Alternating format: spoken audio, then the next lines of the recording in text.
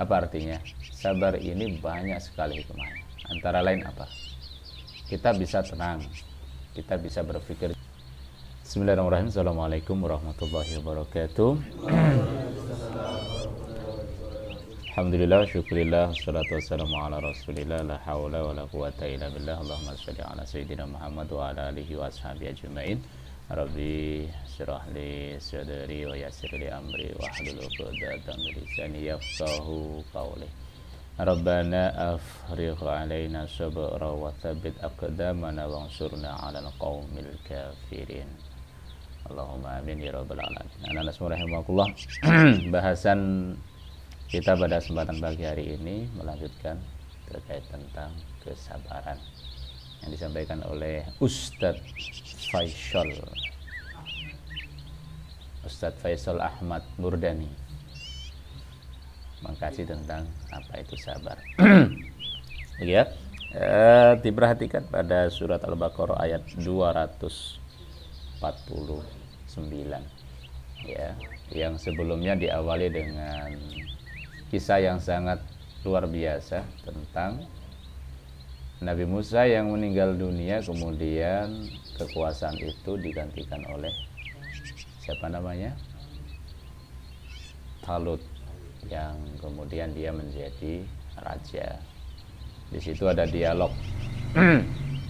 Ada dialog. Kenapa mesti Talut? Itu kan? Talut itu bukan orang kaya, bukan orang yang punya duit banyak kalau zaman sekarang. Tapi kenapa dia yang harus dijadikan raja? Nah, kemudian di situ dialog dilanjutkan dengan perkataan yang sangat tegas, bahwasanya untuk menjadi seorang yang bisa memimpin atau pemimpin itu tidak harus mutlak dia memiliki kekayaan. Sedangkan Talut itu diberikan banyak sekali hikmah, di samping juga dia memang memiliki kekuatan di fisiknya, tapi juga dia bisa memimpin pasukannya. Nah, hubungannya apa dengan sabar? Maka kemudian ketika harus berhadapan dengan satu musuh bersama dengan kekuatan yang dahsyat sekali, pasukan yang besar, siapa rajanya? Jalut dengan pasukannya, ya, dia besar, mereka besar, Talut itu belum besar, kecil, ya, kecil, pasukannya tidak sebesar Jalut. Tapi ternyata kemudian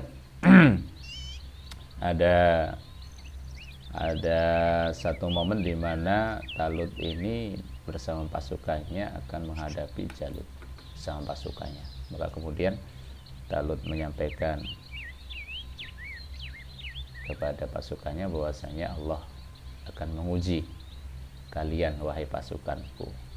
Ujiannya adalah nanti, ya, dalam kondisi lelah, lapar, dahaga yang sangat luar biasa, dahaganya men itu ya, itu akan ada sungai yang akan dilewati.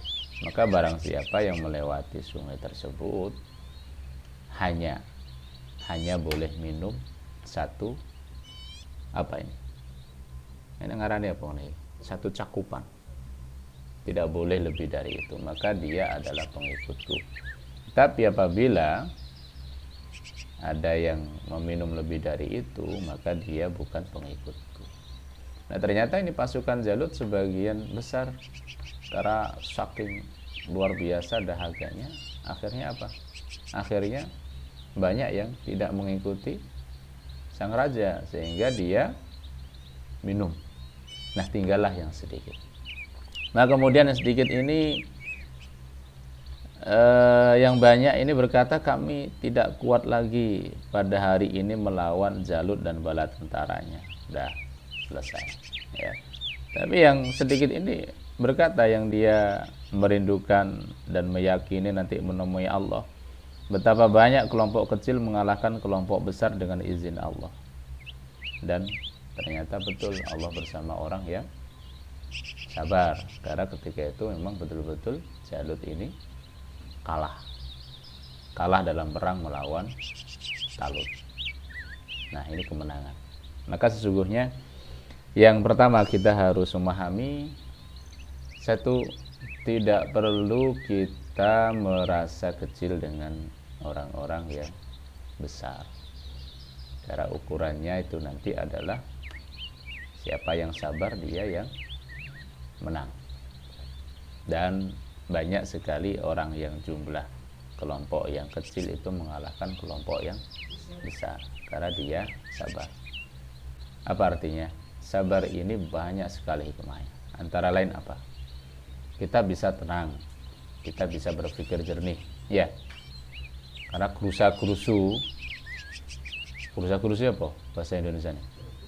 Tergesa-gesa, ya. Jadi orang nggak sabar itu tergesa-gesa, nggak pakai mikirnya ditaruh di dengkul, apa-apa pokoknya jas.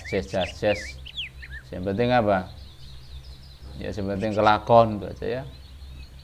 Maka itu tadi, kalau kita mau menang, misalnya sekarang kita ngaji belum lancar, kita mau menang dengan itu, ya ngajinya jangan gerusa-gerusu.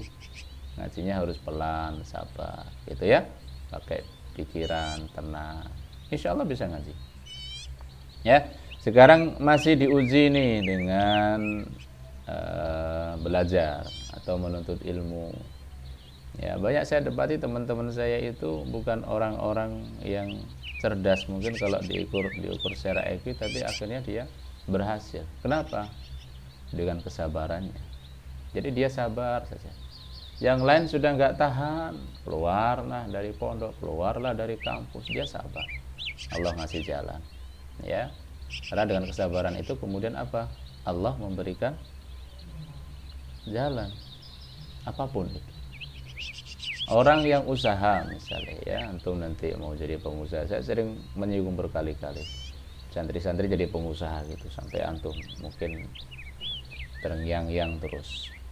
Karena betul-betul ini adalah salah satu jalan, ya. Maka dengan kesabaran saya sangat yakin sekali nanti akan ada jalan, terbuka lebar itu dengan kesabaran.